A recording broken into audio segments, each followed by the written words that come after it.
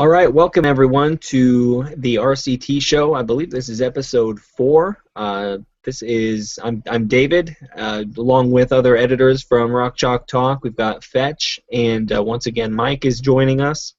We're here to talk about the Big 12 tournament from over the weekend. A little recent news in the Big 12 as far as basketball goes for teams whose season is not continuing, and then of course.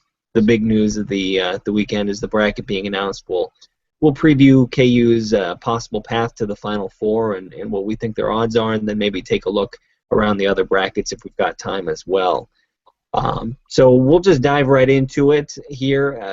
I was able to watch the Big 12 tournament live, so I had a stake in hoping that Kansas would continue, but I know there was some amount of indifference from the fan base. Just because, the regular season title was already wrapped up, and, you always worry about potential injuries and fatigue and things like that. But Kansas was able to tough out a couple of close games against Baylor or West Virginia, or games that at least were close for much of them. And they were able to raise the trophy in the end. Mike, I'll start with you on this one. Are you glad to see them win the trophy, or would you go so far as to say that you would rather them, maybe just taken an out against Baylor and not had to go through that physical game with West Virginia? No, everybody came out healthy, so it turned out okay in the end. If you're going to make it to the title game, you may as well play to win it, and that's what they did. And I mean, here we are. I think Kansas was clearly the class of the Big 12. They won it by 2 games. They split with the second-place team. They swept the third-place team. Just an excellent season. Say what you will about Oklahoma and Buddy Hield, but nobody's going to be able to take that away from Kansas. Yeah. And we are joined by a special guest now. I hadn't heard from you, Andrew, so I wasn't sure if you were going to be joining us tonight, but Grad is here with us, making his first appearance on the RCT Show. What's up? So yeah, the new participant that you're seeing now is KU Grad 08 on the site. We were just talking about the Big 12 tournament and whether it mattered that they were able to get the win or not.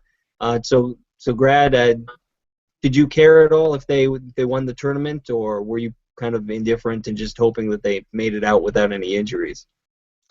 I told everyone I didn't care, but yeah, I cared. No, it's always one of those things. I've always said Big 12 tournament, it's great if you win it. When they lose, I don't really beat myself up over it. It's kind of like, okay, whatever, let's get on to the tournament. But, I just enjoyed, they had some good opponents. They showed some good resiliency down the stretch. And, the last 2 games, they didn't really need to in the first one. So it's given me, confidence that, it seems like lately this team just knows how to close games out. And I think that's awesome. All right. And compliments on the Sporting KC shirt, by the way. It's a good choice. Oh yeah. It's all I sleep. What's that? It's all I sleep in. So Fetch, I think you're probably the most indifferent to the Big 12 tournament of anyone on the site that I know of. I mean, obviously once you get to the championship game, you might as well win it. But was any part of you disappointed to see them beat Baylor and have to go through that physical contest with West Virginia in a third game in 3 days? The only thing that really made me mad, I guess, is that Frank Mason supposedly bruised the top of his foot during the Baylor game, and C.J. Moore, who writes for Bleacher Report, tweeted that apparently he asked or was close to asking out of the title game. Which, I mean, if you watched Kansas play when Frank Mason was probably hurt or just not playing well back in January, I mean, you understand how bad that is. So that made me a little mad. And then I was a little perturbed when they were in the habit of blowing that Baylor game. But I'm glad they won it. I mean, they would have been the number one overall seed anyway, but I think, I'm not a huge believer in game-to-game momentum, but I think it was nice to see them come out and play well and play pretty loose, and they kind of, responded well to every time West Virginia made a little run, they responded and built the lead back up, and, I mean, that was good to see because they're definitely going to have to do that in March. So all in all, assuming Frank Mason keeps his foot, it's was a positive experience. Yeah, I heard or read something about him possibly having injured a hip, but the only thing official that I think I've seen referred to is his foot. Apparently, Torian Prince stepped on it or fell on it or something like that. I didn't notice Frank looking injured in that game against West Virginia, but he certainly wasn't playing his best. So hopefully, it's just a bruised foot, and he can spend the next 3 or 4 days keeping off of it, and it'll be fine. Those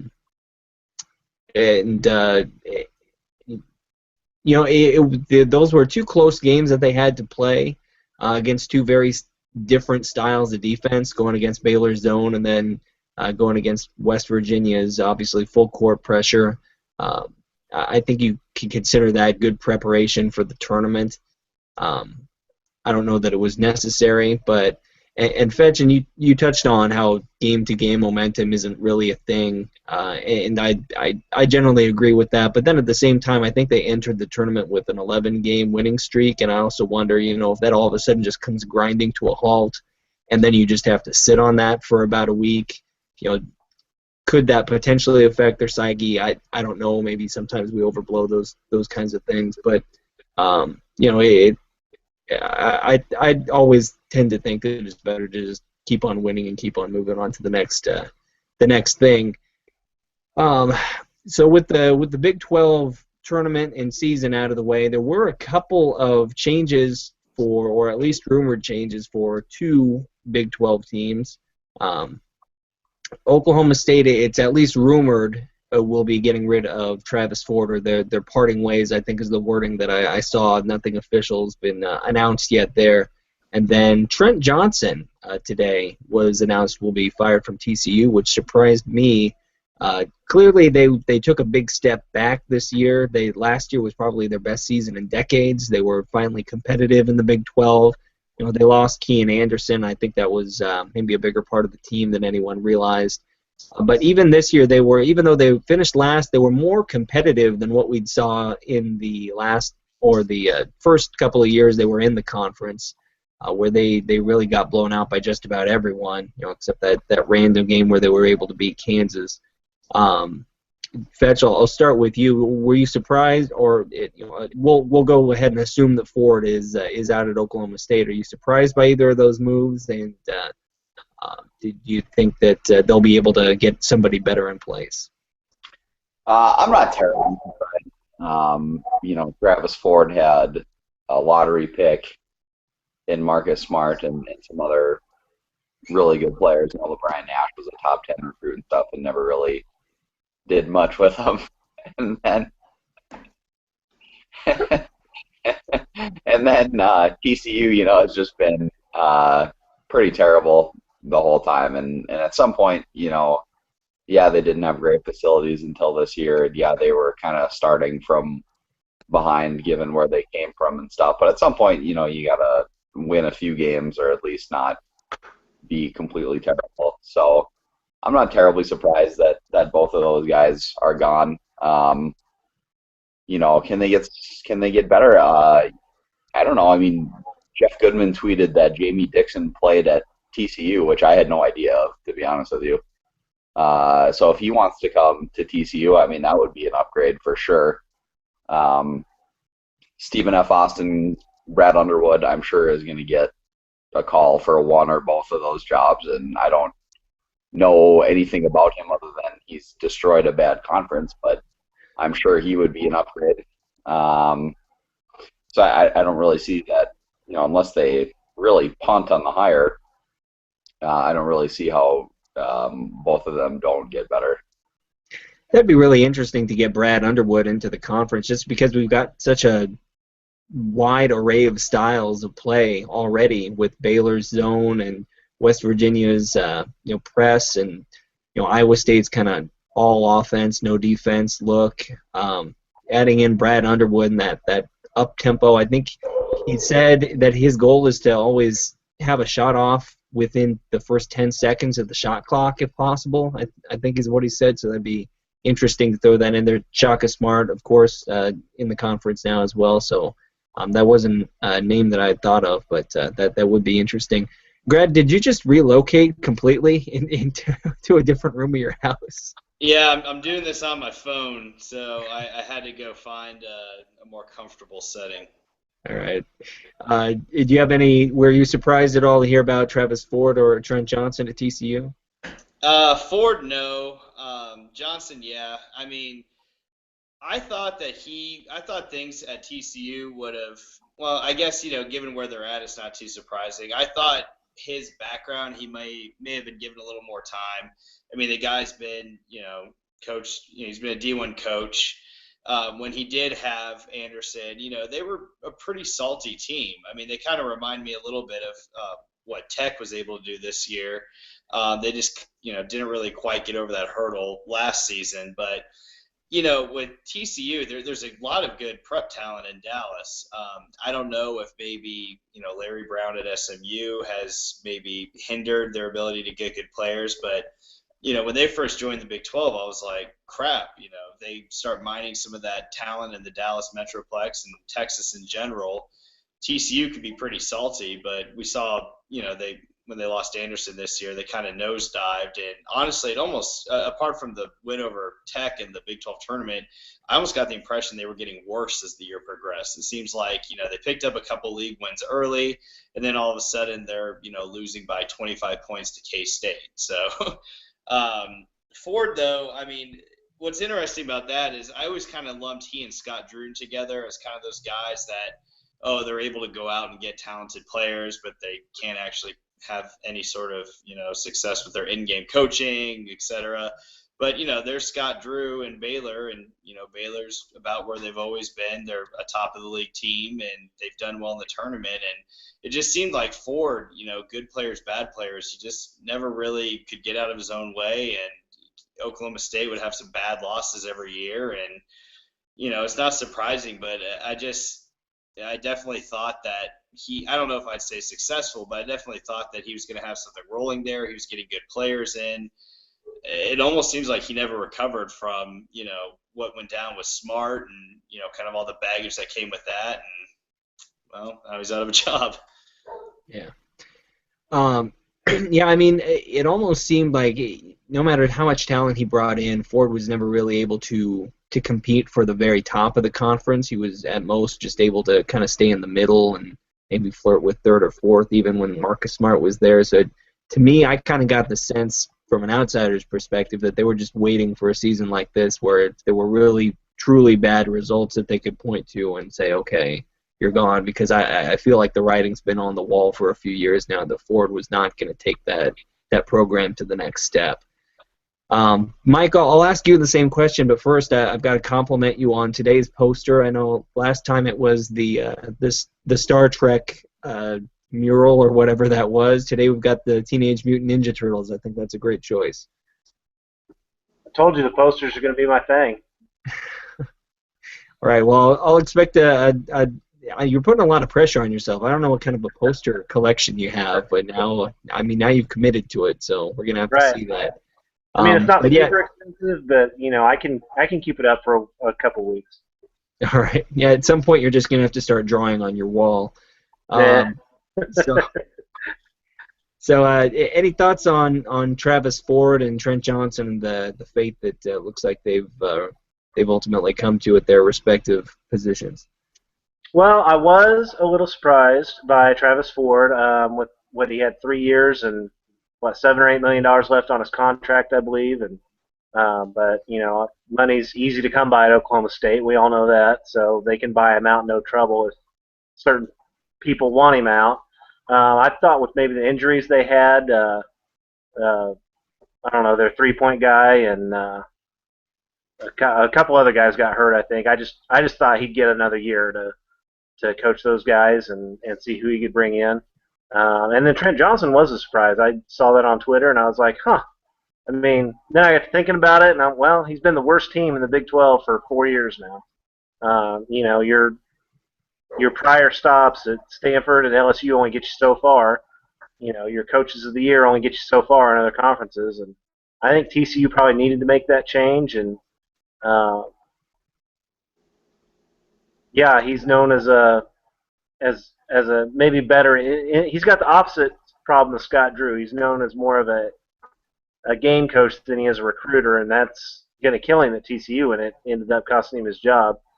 I can tell you a lot, and I don't know if Grad can corroborate or not, but a lot of the K-State fans that I know and work with and are friends with, they're real high on Brad Underwood, and I mean, Bruce West, Underwood, so I think he would be a good. I mean, it would just be hilarious to me to see Oklahoma State or TCU hire him and keep him out of Manhattan. So. Just as long as Doug Gottlieb ends up somewhere in the conference, I'll be happy. He's basically pushing for every even reasonably high-profile position that comes available. I know he was pushing mid-season to try and get UNLV to hire him because they've had an interim coach out there. So just as long as we can get Doug Gottlieb coaching in this conference somewhere, I think we'll be set, at least for entertainment value. And how great would it be if Doug Gottlieb showed up for his first game in Allen Fieldhouse as a coach, and he walked out with his suit pants on back? That has to happen, right? Walk out with your suit pants on backwards, own up to it, coach the whole game that way. He'd be a hero in my book. Yeah, no, if he walked into Allen Fieldhouse with his pants on backward and just for the whole first half just coached that way, I think he'd instantly become a fan favorite even at Kansas. That would be classic. I'll be disappointed if it doesn't happen. And so the Big 12 is over and done with for this season. So now it's on to bigger and better things for 7 of the 10 teams in the conference. Looking at the bracket, the first, I think the first kind of mindset that fans usually take when they're looking over the bracket for the first time or they're seeing it announced is they want to look and see, okay, did we get screwed? And I think just about every fan base feels like they did in some way, shape, or form. I don't really feel that way this year.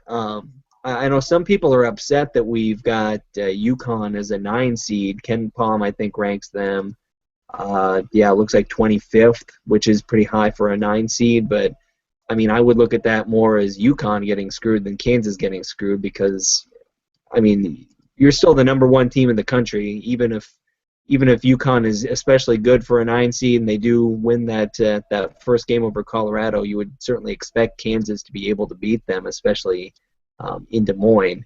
So, after that, you've got kind of the all-potential pod that Kansas would meet up with in the Sweet 16, California or Maryland, 2 teams with a lot of talent that haven't really ever coalesced into a great basketball team this year. So people are worried about them, but I mean it's the postseason, it's the tournament. Everywhere you look, there's going to be good teams. So I have a hard time looking at this and feeling like KU got any kind of a raw deal. But maybe some of you feel differently. So Fetch, I'll start with you on this one. Do you see any issues in KU's bracket compared to the others? Well, before the tournament started. The three of the probably 5 or 6 teams I said I don't really want to see were UConn, Cal, and Maryland. So that kind of sucked to see that. But I don't know. The more I kind of think about it, the more it's okay. UConn has more of the traditional big men like Texas did, and I mean we saw how much of a problem that was for Perry Ellis in Austin. And they have some good guards too, but nothing that I think I'm too worried about. I wouldn't be blown away if Kansas lost to them, but I would be surprised. Maryland and Cal, Cal is, I think, first in the country in 2-point defense, but they're not a great offensive team. They don't really shoot it that well, and they have not played very well away from home. So, they're going to be a long way from home if we meet them. And then Maryland, I think Maryland is kind of the team that scares me a little bit more than any other. If Melo Trimble kind of rediscovers playing well, he'll be tough to stop, although I think Devontae Graham is probably the task, but they get enough. So they would worry me a little bit, even though they don't really have a lot of bench. But, like you said, eventually you're going to have to beat good teams to win a championship. So, Kansas is better than all those teams. The matchups are a little tough, but I think as long as Kansas plays well, they'll beat them. Yeah, I was just looking at their profiles on Ken Palm, and I think a fortunate thing for us is that none of those three teams, especially Maryland and looks like it was Maryland or Cal, none of them turned teams over very much at all. I think that's one thing that would work to KU's advantage, because I think they can fight through a team that doesn't allow a high shooting percentage, but I think a team that allows a low shooting percentage and also turns the opponent over a lot, it would worry me a little more than just a team that relies on holding teams to poor shooting performances, because I think KU is not immune to that, but I think it's going to be tough to force KU to shoot poorly. Again, I wouldn't be shocked to lose to any of those three teams that you just mentioned, but it's certainly possible. Mike, what do you think about the road that's set up for KU? I'm not too worried about it. The guys on the radio today, I just kept talking about the pro talent available to Cal and available to Maryland, and they're probably not lying. I honestly haven't seen a single game either one of those teams played this year. So they got 4 and 5 seeds for a reason. When the bracket first came out and I saw Colorado, that's cool. We can handle Colorado. And then it said UConn, and I was just like, kidding me. But then I got to looking at UConn, kind of like you were a second ago. Look at who they beat, who they lost to, stuff like that. And I'm just upon further review, just not too worried about any of these teams. I think, kind of like I said in the South Region preview that I did, I don't think that we'll cruise necessarily, but all the people talking about how the South is loaded and KU has the toughest draw. No, there's good teams. There's good teams in every region, but we don't have the toughest draw. I like our chances to make the Elite Eight and make a Final Four. Okay, and Grad, any thoughts on the path that's paved for KU? Any teams that you're especially concerned about? Not really. UConn, that was a little bit of a surprise to me. The way I look at it is, whenever the brackets come out, I'm always like, who would I trade paths with? The only one I really think I might think about trading with is, I think Oregon as a 1, OU as a 2. I think both of them may have an easier path, just kind of looking at how those brackets lined up. I think A&M's a pretty weak 3 seed. I may have preferred to maybe had some of the teams in their bracket, but if nothing else, I think UConn actually being a named school could actually almost be a good thing, because hopefully it maybe gives our guys a little extra incentive to, they're not going to hear too much media talk because of the quick turnaround, but, we've seen KU hit the tournament before and maybe not take teams as seriously as they should. There's the infamous story of the Morris twins going up to VCU and trash talking them before the game, and we all know how that turned out. If you excuse me, I'm going to grab some alcohol here. No, I'm just kidding. I actually am sitting right in front of my bar. That's a strategic decision. But No, I mean, I think if anything, hopefully it being UConn, and there will be some talk about how Kevin Ollie has never lost in the tournament. They obviously have the pedigree, their name school. Hopefully that gets our guys fired up for the game. I think it's one of those that I don't think will blow them away or anything, but I think our guys will be fired up for it, and I still think we'll get out of there. The rest of the bracket, again, I think Maryland, Cal, our guys will be up for it.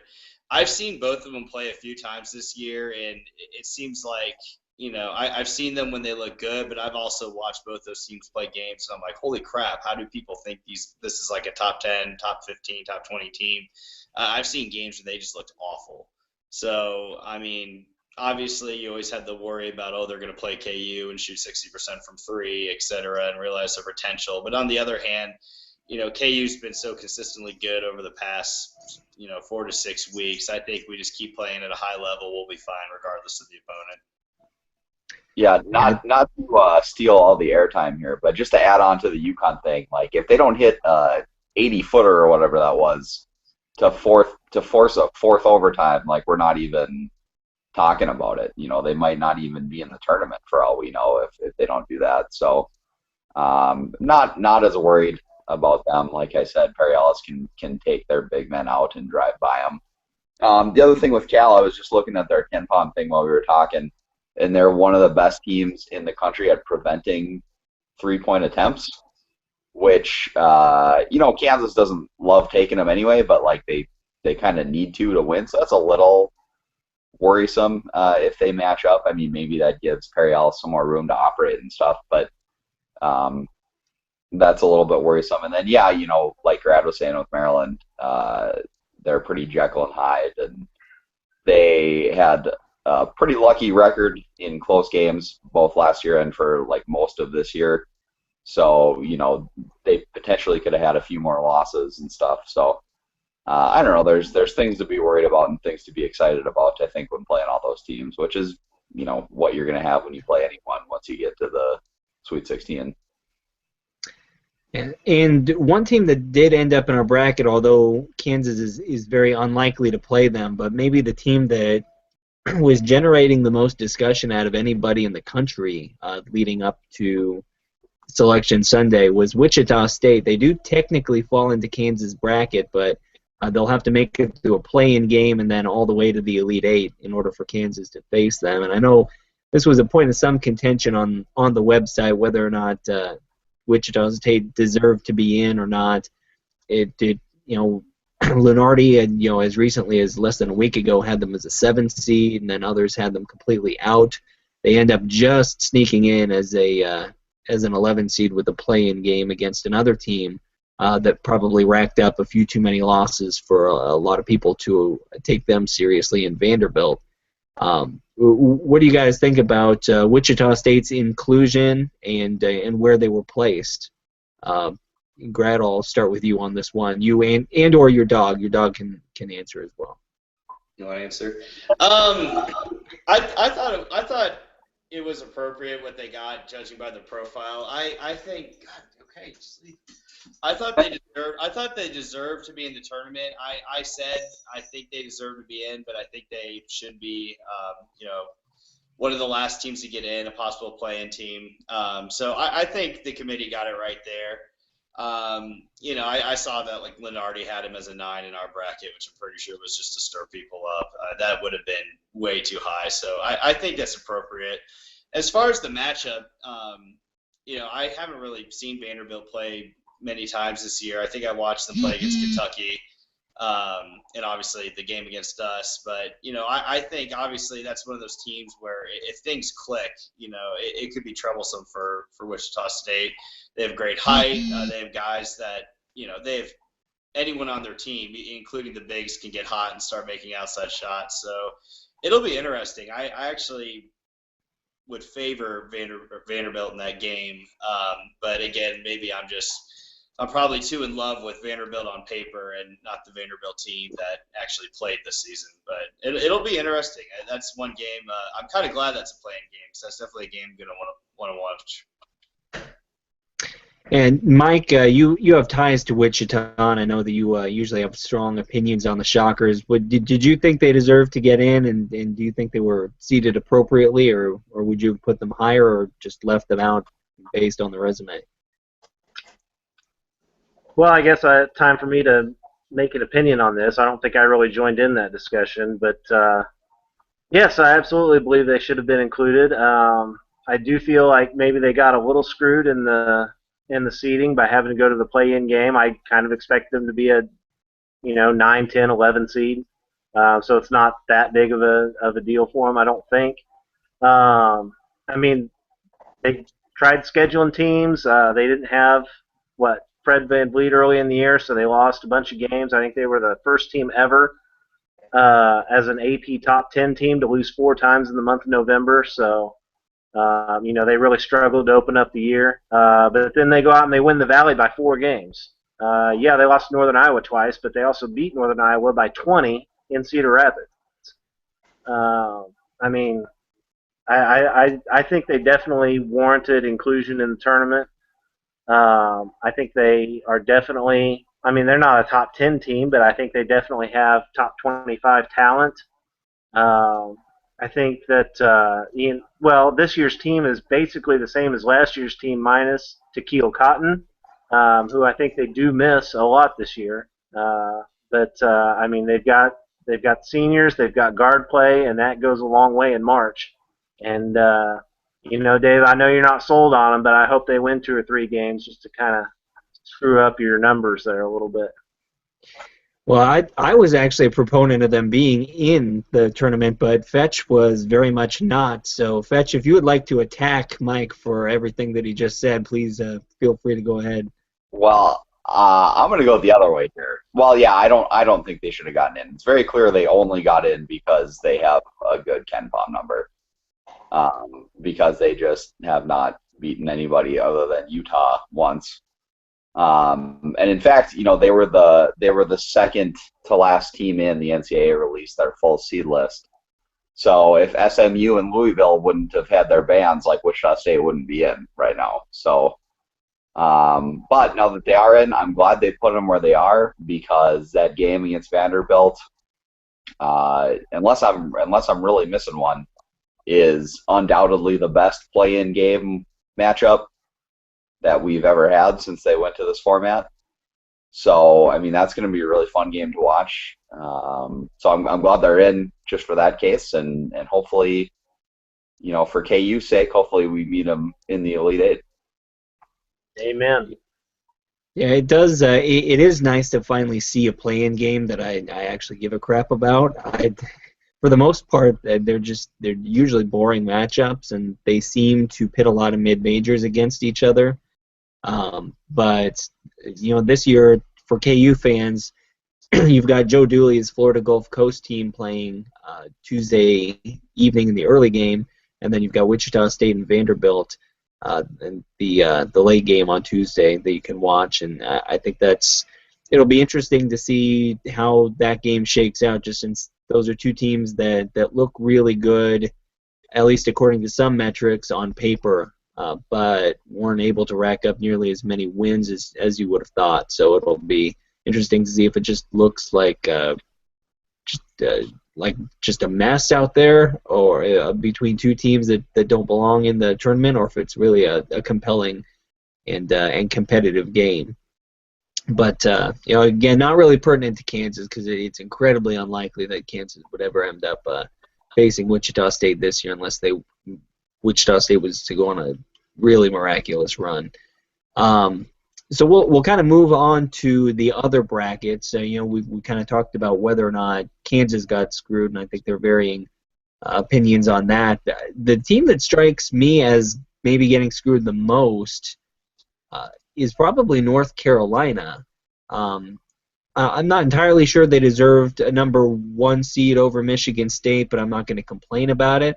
But being given Kentucky in their bracket as a 4 seed, I mean, in the Sweet 16, if North Carolina and Kentucky end up playing, I'm not sure that's not a matchup of 2 almost even teams. I can't see the spread being more than just a couple of points in North Carolina's favor there. Fetch, what are your thoughts on the North Carolina-Kentucky possible Sweet 16 matchup? And are there any other teams that you thought maybe got an especially raw deal or maybe an especially good deal in the seeding? Well, first of all, Kentucky has to get my main man, Jameel Warney and Stony Brook. So let's chillax on the Kentucky-North Carolina prophecy. And also, I think, I could see North Carolina losing to Providence in the second round. Like, Providence was another one of the teams that I just did not want Kansas to play because they have two All-American type guys, and that's, never fun to go against. Other teams that got screwed, having Virginia having to play Michigan State again. I think Virginia is a better team. I'm kind of in the minority on that one, but it's still probably never fun to face a team that knocked you out 2 years in a row for the third straight year, if you get that far. And then, I think Duke, once again, gets a relatively not easy draw because I think Baylor's a tough matchup for them, but just when you're looking at, like, quality of team, Baylor's not great, and Oregon's obviously the worst one seed, and Duke's probably not good enough to be a 4 seed anyway. So, surprise, surprise, Duke gets a relatively easy draw compared to where they probably should. But as far as teams that got screwed, I don't think any high seed really got the shaft too bad. It's more like, Iona has a chance to win a game, but they have to go against Iowa State, who's a crappy matchup for them, and Stephen F. Austin has a chance to win a game, but they have to go against West Virginia, which is kind of a crappy matchup for them, stuff like that. Although I guess, I should say Baylor kind of got screwed having to play Yale and Providence, but if they can get past them, I think they got a shot to take down Duke and get to the Sweet 16, so we'll see. Also, I'm going to pull a Grad and relocate because I got to charge my phone while we go. Duke is a really interesting team to me because they're one of those teams with a great offense that doesn't really play defense. So, I could see them losing to Wilmington in the first round and it being another early exit for Duke. But, being paired with against Baylor and then being in Oregon's region, I could see them in the Elite Eight if they get hot shooting and start making a bunch of threes, making a bunch of shots for a few consecutive games.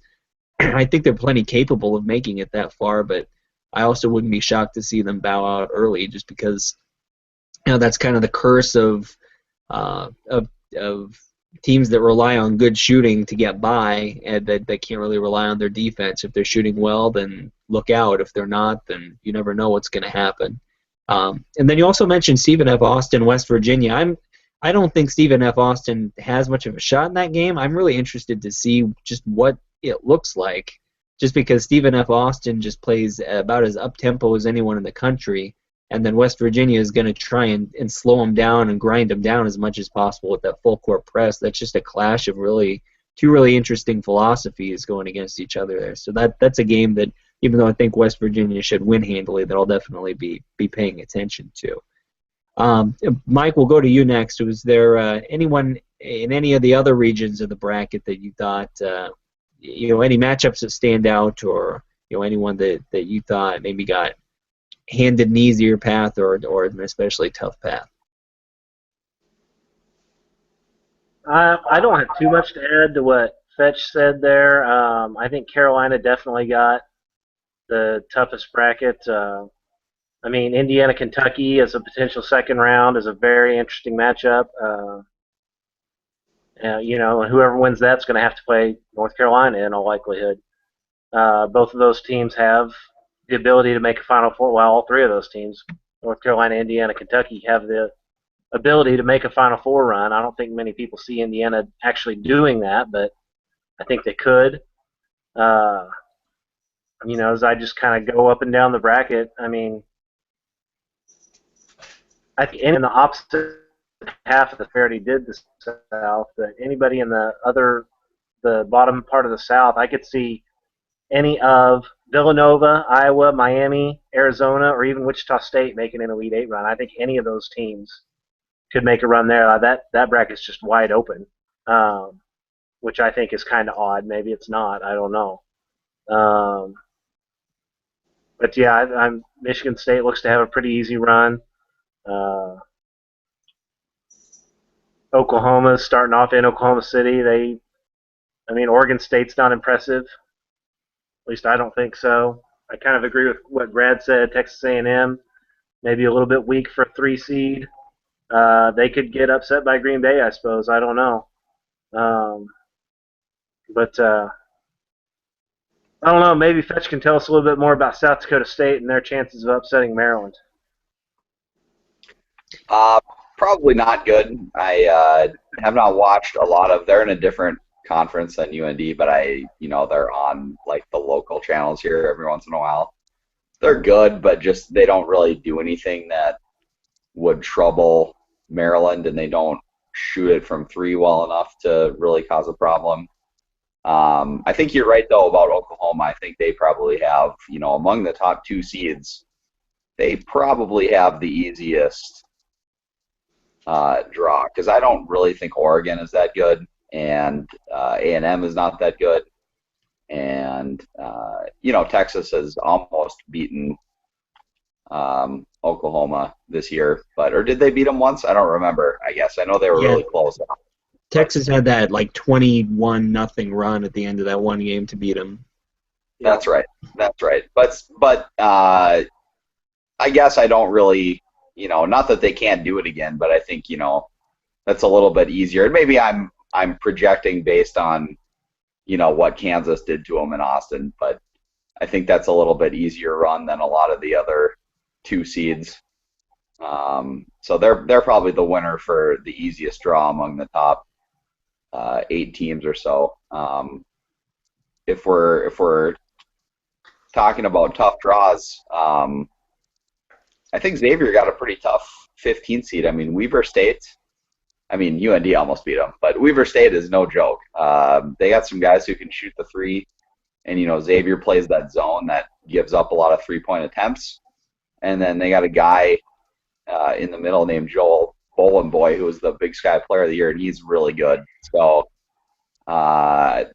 if you're doing the bracket challenge, if you haven't filled that out yet, Weaver State might get you 15 points. Right, and then Grad, did anything stick out to you in the brackets in any of the other regions?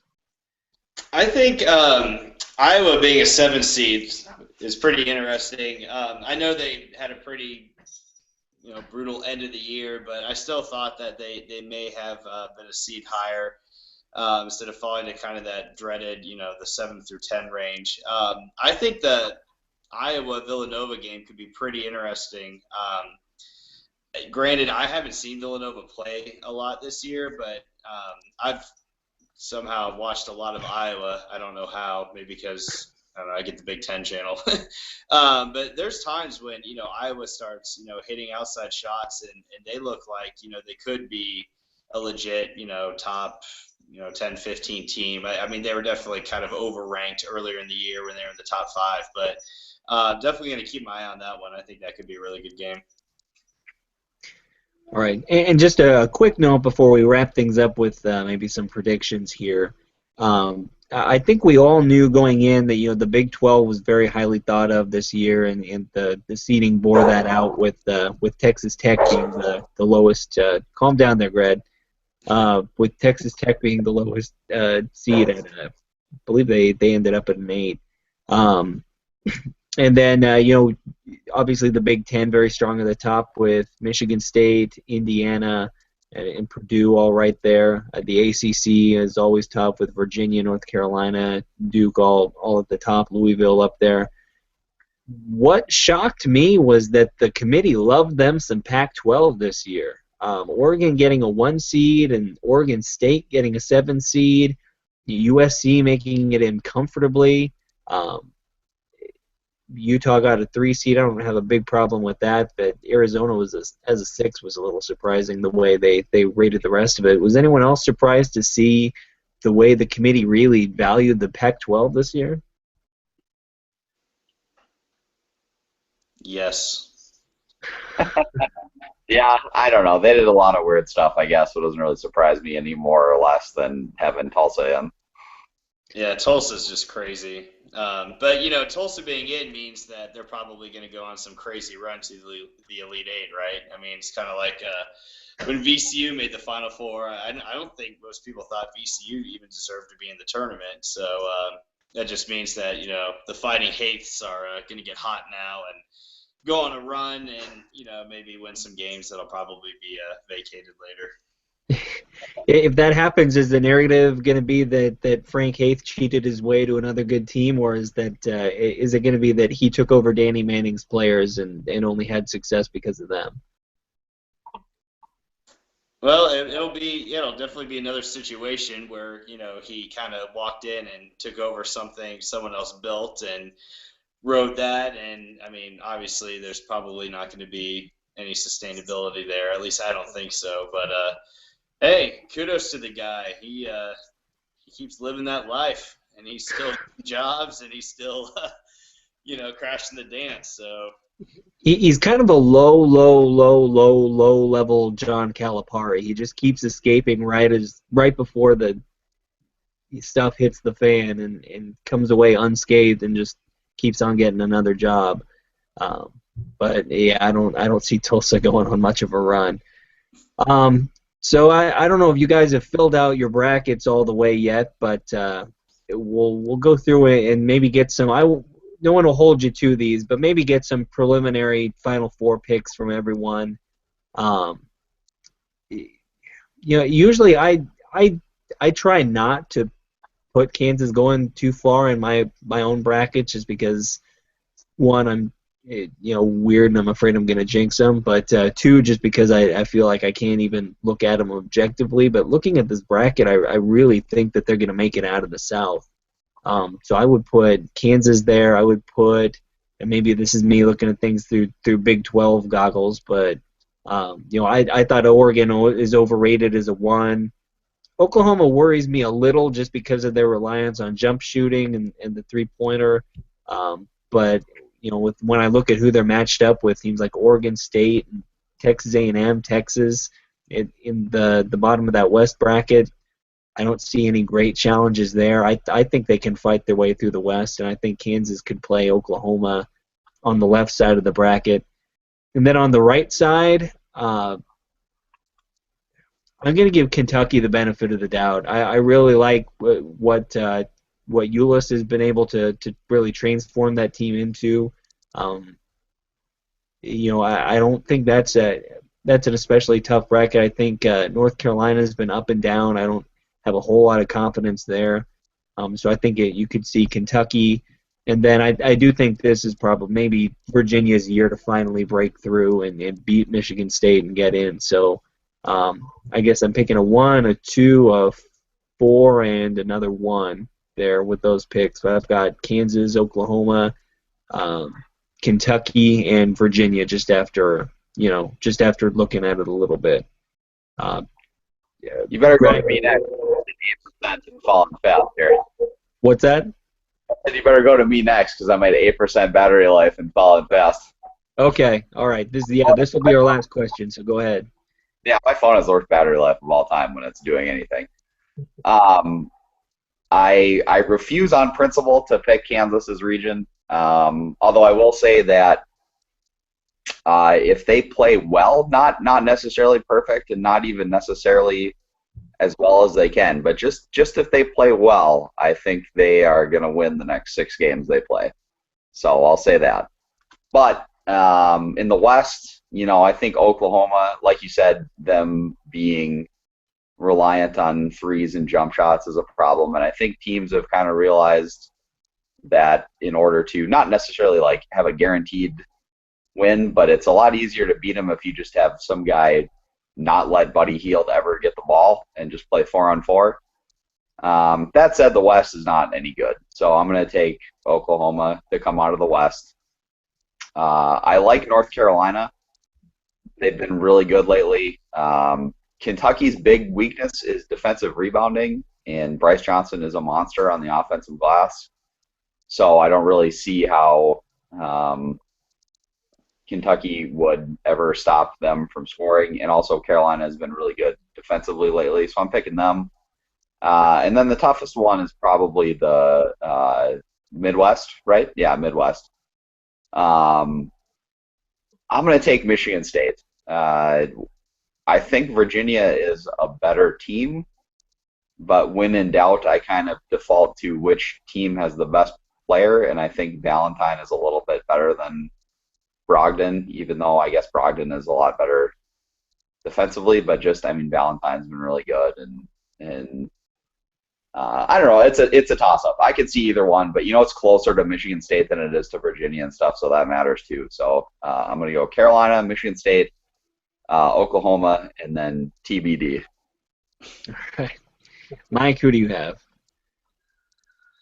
Well, I honestly don't think it's too much of a homer pick to take Kansas, especially this year. The way they, we've talked about how they dominated the league and won the tournament. I am going to tell you to watch out for Iowa down there. I know they've lost some games as of late, but there's only two teams in this field who, how do I say this correctly, all of their losses were by single digits, and those two teams are North Carolina and Iowa. So I'm still going to go Kansas in the South. I think that the East, and I think most people probably figure it comes down to who wins that Carolina-Kentucky game, or I guess potentially Indiana game.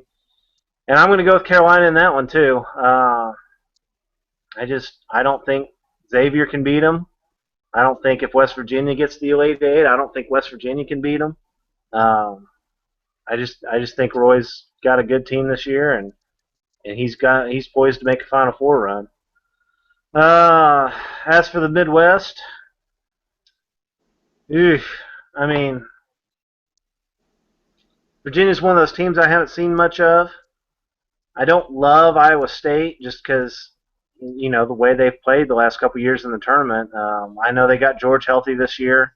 Maybe they win 2 games. I don't know. Purdue's pretty good. They got a tough matchup there.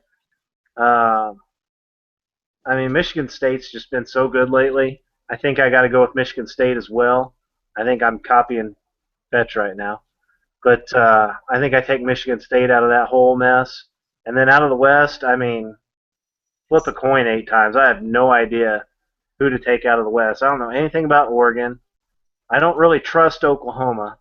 I mean, one good player can take you a long ways, but, if Northern Iowa gets hot or, A&M I know we talked about them being a weak 3 seed, but if they get hot, I think Oklahoma makes the Sweet 16 rather easily, but after that, I don't know that they're exactly a lock for the Final Four. So, I don't know. I'll take the Dukies, I guess, out of the West. Hard to count out Coach K. So you like both Duke and Iowa out in the West. Those are well, Iowa's in the South. Iowa's in the South. Okay. So I'm just saying, don't be surprised if they win 2 or 3 games. I don't think they'll make a Final Four run by any means, but. So you like Iowa and Wichita State in the bottom half of the South? Is that what I'm hearing? Wouldn't that be a fun Sweet 16 matchup? Of course, they've already played once this year. That would be an awful Sweet 16 matchup. I do not want to see that in any way, shape, or form. But yeah, I'm not a believer in Iowa, and I have my questions about Wichita State. I don't think they'd make it past Arizona. So, but we'll see. It's March, so who knows? Buffalo could win 2 games. You just don't know. Yeah. One quick point. You just very briefly mentioned West Virginia. I keep hearing people say that because of the press that they're just a nightmare matchup for anyone in the tournament. And I see the point, but at the same time, while the press is something you have to prepare for, and that it can be difficult to prepare for, West Virginia can't shoot. They have a lot of trouble scoring if they're not getting points in transition. And those sorts of teams are usually not long for the tournament. You saw them go up against Kentucky. Now, granted, Kentucky was a powerhouse last year, but Kentucky just made them look like a D2 team in their Sweet 16 matchup. So I have a hard time believing in, even though I think Bob Huggins is a great basketball coach, I have a hard time seeing them going much of anywhere maybe they can make it past Notre Dame, but I don't see them going much further than that. That's assuming Tulsa doesn't go on a miracle run and make it past Notre Dame themselves. Grad, we'll finish things off with you. Do you have any Final Four picks you'd like to impart on us? My teams have already been chosen by you guys.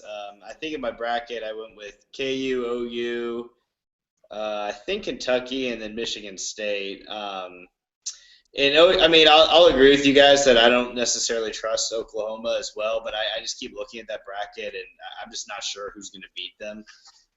So the only thing I'll add, a couple teams I think could be sleepers, potentially go on some runs. I think Seton Hall has a chance to make some noise. Also, going with the Big 12 Baylor. I think Baylor has, I like Baylor's draw. I think Baylor could absolutely get to the Elite Eight. And who knows from there. So definitely could be a year where a non-KU Big 12 team finally gets in.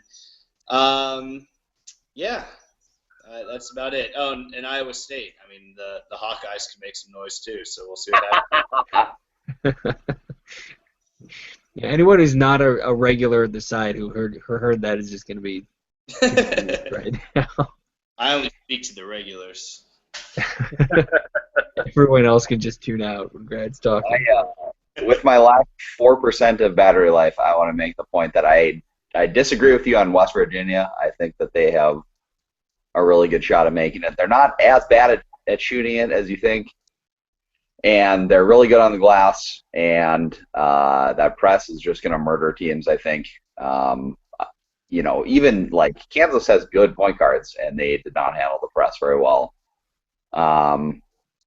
And also, I should look it up right now, but there is some sort of margin of victory, adjusted offense, adjusted defense. It's Ken Palm-like, but it's like a formula built off Ken Palm that kind of predicts tournament success. And like Kansas, Virginia, and West Virginia are the top 3 teams in it. And I was reading a little bit about it today, and obviously it was at work, but I can't remember the full formula or anything like that. So I probably shouldn't even give it as much credence as I am. But the stuff they were saying kind of made sense and stuff. So I don't think they're going to win the title or anything, but I kind of like them as a little bit of a sleeper. Looking around at different metrics, I think the ones that have West Virginia ranked really highly must be putting a lot of focus on turnovers and maybe especially turnover margin, because West Virginia does not turn the ball over much, or actually I guess they do turn it over a fair amount, but they turn other teams over so much that it's there's a huge disparity there, and I think maybe that feeds into some of the high rankings for them. But I'm looking at their profile right now. They're a terrible 3-point shooting team. The better part of their offense is 2-point shooting, and they're about 100th in the country at that. So, Yeah, most of their offense putbacks for sure. Right, but yeah, when most of your offense and most of your scoring is putbacks and transition layups, and you're still only hitting about half your 2-pointers, that's kind of a red flag for me when it comes to tournament time, and you're going to be counted on to score. But we'll see. I've certainly been wrong about the tournament plenty before. So that's all I've got for tonight. I want to thank all 3 of you for being on late. We're wrapping up around 11:35 Central here, so we had kind of a late night. But thanks all of you for being on, and we'll continue to chat about everything that happens as the tournament goes on, and hopefully we'll be able to continue talking about KU for weeks to come. Word. All right. Thank you.